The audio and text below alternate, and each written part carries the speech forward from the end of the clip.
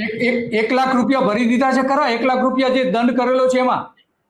હા, લગભગ 2 દિવસમાં ભચાઉ સેશન કોર્ટમાં જમા થશે એવું જાણવા મળ્યું અમને કાલે.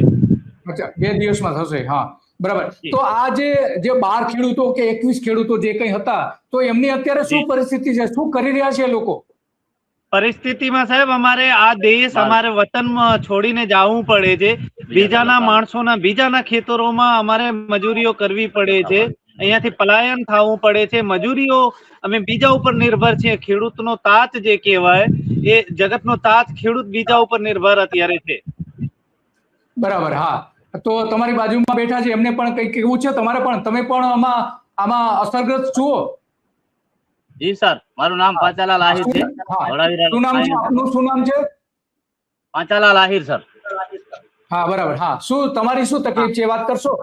મારી પણ સાહેબ આ સેમ ટુ સેમ 12 એકર જમીન છે, જેની અંદર આજથી લગભગ 20 વર્ષથી આ કેસ ચાલે છે.